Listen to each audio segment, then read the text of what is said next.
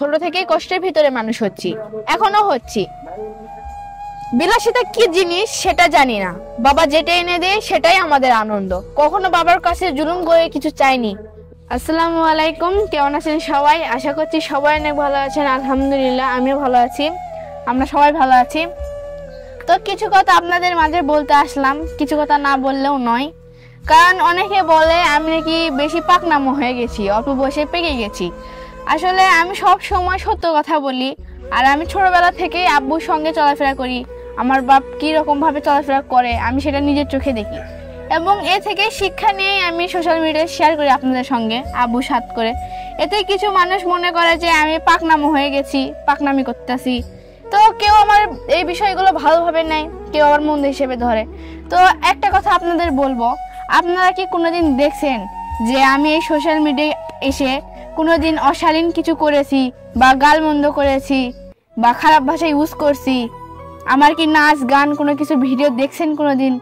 আপনারা এত বছর ধরে আমাকে এই সোশ্যাল মিডিয়ায় দেখছেন, আমার যত ভিডিও আছে সব কিছু পরিবারকে নিয়ে, সমাজকে নিয়ে এবং শিক্ষণীয় বিষয় নিয়ে। আমার বাপ যে জীবনে যে ভুলটা করছে এই ভুলটা নিয়েই আমি সোশ্যাল মিডিয়াতে একটা ভিডিও বানাই, যেন এই ভুল থেকে কিছু মানুষ বুঝতে পারে, যেন এই ভুলটা তাদের জীবনে না হয়। তারপরেও প্রতিনিয়ত সোশ্যাল মিডিয়ায় আমাদের এই চ্যানেলে আমরা ভিডিও আপলোড করি, কারণ আপনাদের ভালোবাসা আমাদের পাশে আছে। আপনাদেরকে ভালোবাসি, আমরাও খুব ভালোবাসি। এই জন্য আপনাদের ভালোবাসাকে আমরা হারাতে চাই না। এই জন্য এখনো আমরা প্রতিনিয়ত ভিডিও দিয়ে থাকি, কেননা আপনারা এই ভিডিও থেকে কিছু শিখতে পারেন, কিছু বুঝতে পারেন। আর আমি ছোটবেলা থেকে আমার বাবার সঙ্গে থাকি, বাবার সঙ্গে উঠা বসা চলাফেরা, বাবা কিভাবে চলছে, কিভাবে দিন কাটছে, তার সবকিছু আমি নিজের চোখে দেখি। ছোট থেকেই কষ্টের ভিতরে মানুষ হচ্ছি, এখনো হচ্ছি। বিলাসিতা কি জিনিস সেটা জানি না, বাবা যেটা এনে দেয় সেটাই আমাদের আনন্দ। কখনো বাবার কাছে জুলুম করে কিছু চাইনি। মুখ ফুটে যেটা বলেছি বাবা এনে দিয়েছে, বাবার কষ্ট হয়েছে বাবা এনে দিয়েছে, কিন্তু তারাও চাই তাদের সন্তানের মুখে সবসময় হাসি থাক। এই জন্য যে আপনার দায়িত্ব আমরা করি, তারা সেটা পূরণ করার চেষ্টা করে।